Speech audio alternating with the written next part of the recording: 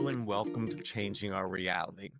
Today I want to talk about the challenges that I've gone through since my aortic dissection and up until after I went into the last time when I was 118 pounds until I started juicing again, and all that's done for me, and how everything that I learned at the Chopra Center, because it all started after I was leaving Steamboat Springs. I was living out there, and I just finished that year. I was doing the Steamboat Wellness Experience. Well, this was a few years before that. I did the Steamboat Wellness Experience, and then I was living in Steamboat Springs, Colorado. Now, when I went back home, I was driving home, and somewhere, this is one straight road, Interstate 70, going through mostly the flatlands and the prairie, and you don't really hit any hills until you start to hit,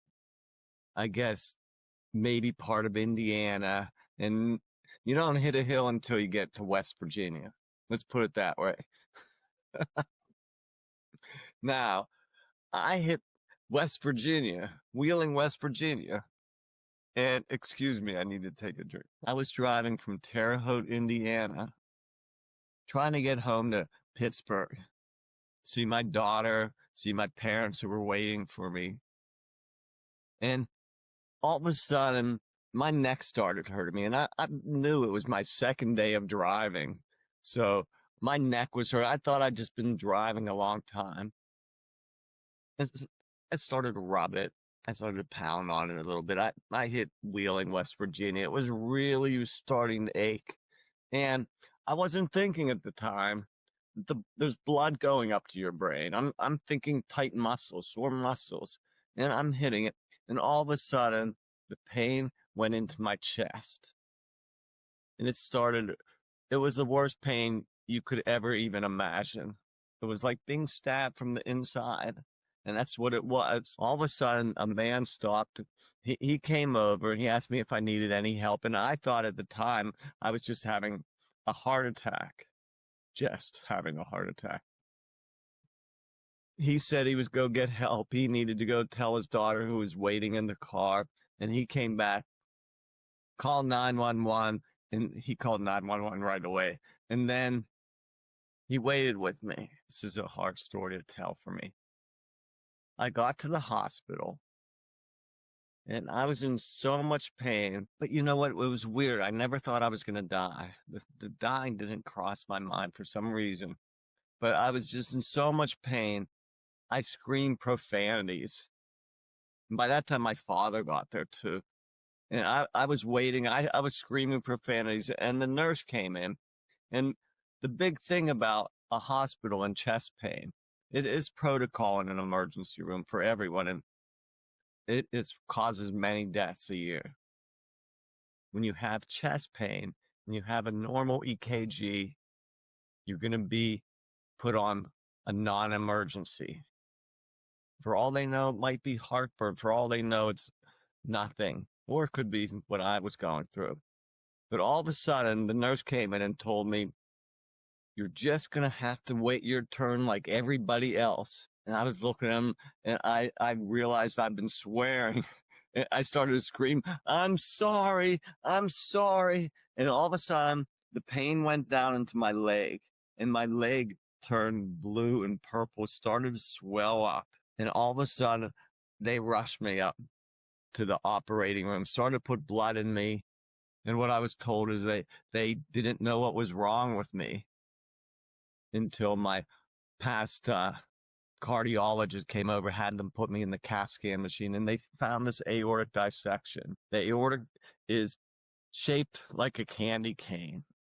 It's a big, thick artery that comes right out of your heart and sends fresh blood, oxygen, nutrients to every cell in your body. But mine, it went up, and that's where it was dissected.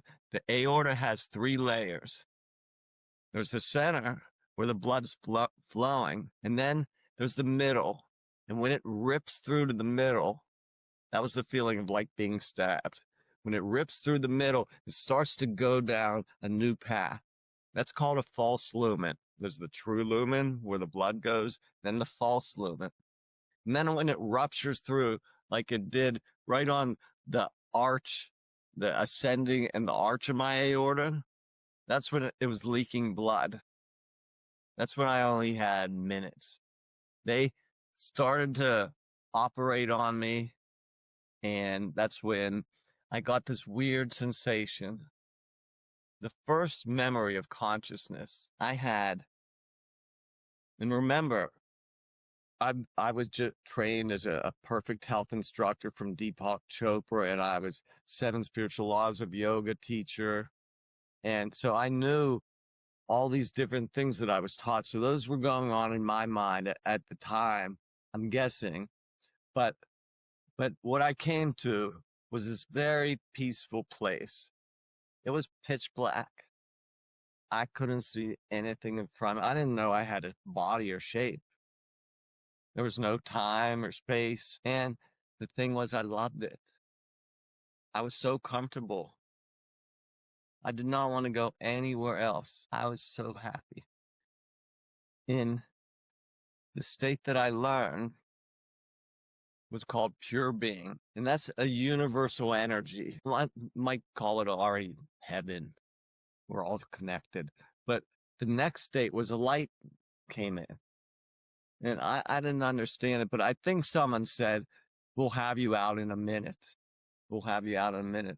But that gave me a sense of time, space, and a sense of myself. And once I had that sense of self, and he said, we'll have you out, I tried to go back to that relaxation spot. I would get centered, focus, get relaxed, get easy. And then my mind would go, how long have I been here? I'd try to relax again. What's going on? I don't even know what's going on. I was aware of myself. But then the next state became because I was aware of myself. I was aware of time. But that's the same as meditation.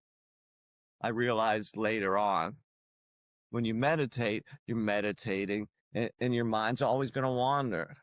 You're going to hear a sound.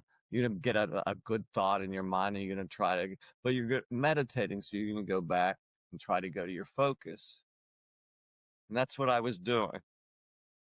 And then once the 5 senses kicked in for my sensory organs, the eyes, the ears, the nose, the skin that we touch, the touch, taste, the tongue, that all kicked in. I saw a nurse adjusting I guess it was my breathing tube at the time. I saw my parents standing over in the corner, and I smelled that clean hospital air. I heard the beeping of the machines. I was back to reality. Now, since that time, for my aortic dissection, I woke up and I realized my leg was paralyzed. I still didn't know what an aortic dissection was. I realized my leg was paralyzed, and I realized my kidneys weren't working. I was in renal failure. I was on dialysis in the hospital. As my legs started to build my strength up, I was finally able to go stay at my parents' house. I did have a house out there, but I was able to go to my parents' house with my daughter and build my strength back up, but I still had to go to dialysis 3 times a week. And that was the worst experience. Dialysis is really hard. And I remember when I was on dialysis these 3 times a week, I would say to my mom, can I skip dialysis today? And she was nice. She would say, yes, you can skip it today. And that went on for a few weeks. And then we went on to twice a week. I skipped twice a week. And then I had my doctor's appointment. I think they're a nephrologist. And he looked at me. He said, you really don't like that dialysis, do you? And I'm like, no. And he told me, well, you don't have to do it anymore. Your kidneys are working okay now. And that was my first hurdle. But I was drinking so much fluid, and I was getting some whatever exercise I could get, but it was mainly the water, staying no sugar in my body. And I was clearing out my kidneys, so I was hoping things were getting better. I did have some choices. I still had some things to do, and I didn't know what an aortic dissection was. I didn't know really what I did know. I was out my cardiologist, and he told me, it's really bad. It goes all the way down. And I was like, okay. But I had to go. I had a place that I was renting in Steamboat Springs, Colorado, that the lease was up finally. I needed to go close that out at the end of the year. And my legs built the strength up, and I was finally walking good enough.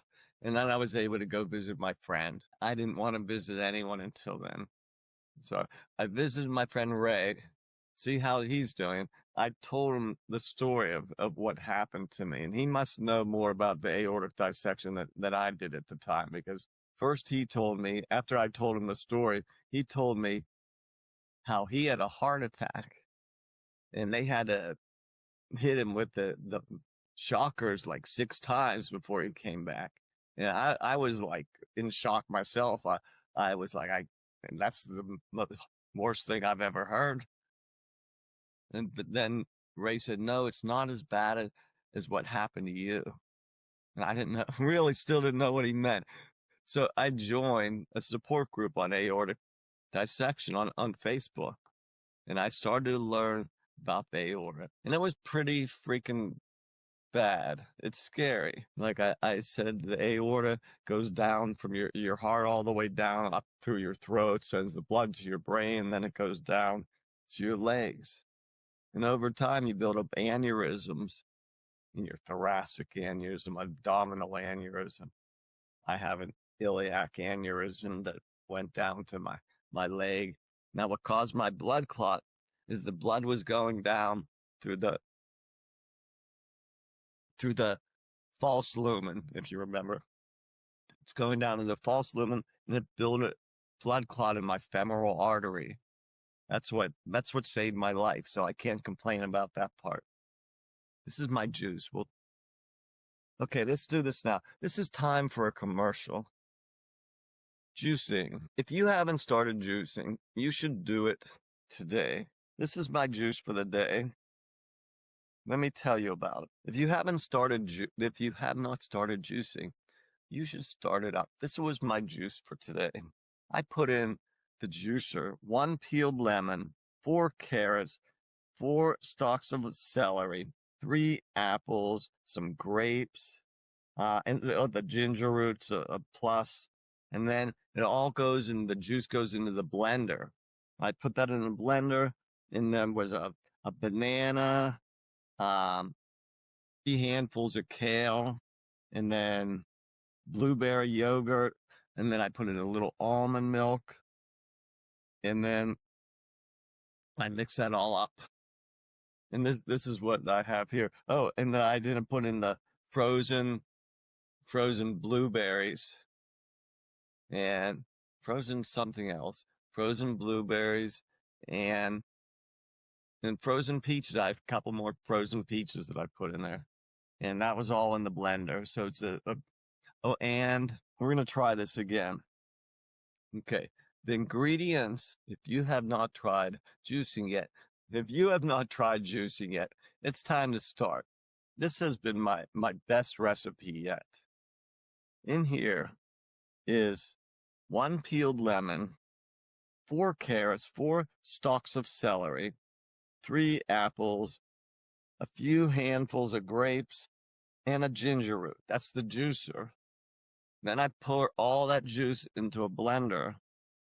And in the blender, I put in a banana, 3 handfuls of kale, a blueberry yogurt, some almond milk, and the frozen blueberries and some frozen peaches. And then I whip that up in the blender. And this is what you have here. I've been doing this for now 2 weeks now. And I'm going to tell you a TPN story. And this is where I've been doing since I stopped that. Since I've been stopping getting nutrition, it has changed my life. It's got my energy back. It's got the fog brain out of my head. juicing. Okay, and the commercial. The TPN story. My weight was getting really low. It got to the point, it first got to from, now my weight went from, it was low at the time. It was 115 pounds when I had my aortic dissection, and I had my Crohn's disease. I've had 6 surgeries in my stomach, 2 heart surgeries, open heart surgeries, but in 2 open heart surgeries. But my stomach has always been bad, and my weight's been low, and I was down to 115 pounds. And after my dissection, I started to lose a little more weight. I got down to 110 pounds, 105 pounds. And then I got to the point where I was getting down to 100 pounds. Now I've been on, I've been on palliative care, and I have a dietitian. We've been talking, and we were seeing how if I kept losing the weight at the rate I was going, that in 90 days, which passed already, I would have been down to 90 pounds. And I wouldn't be alive at 90 pounds. But I was at 99 pounds and just 98 pounds when I was in the hospital. And I had to talk myself into the hospital. And that was a whole different story, because I was on TPN for TPN is they put in a PICC line, an IV that goes right into your heart, and that goes into a bag of fluids. And this time I had to squirt in 2 bags of vitamins, 2 different vitamins, into this big white bag of fluid. And I'd wear this on an IV in a backpack for 12 hours a day. At first it was going to be 12 hours at nighttime, but at nighttime the alarm kept going off, and it was a pain. So I had it disrupt my day, and I just got up at 5 in the morning, and by the 6, 7, I'd take it. So it'd be 7 to 7. I'd take the nutrition. But since then, I've started to do this, and I started to learn I can eat some solid foods, and you have to be aware what is messing your stomach up. And once you're aware of it, you can try to stay away from it. Some things are just too good. I have these cookies that I really like to eat, and I'll eat a whole bag of them in like 2 days. I just know I'm going to deserve it. I know I deserve it.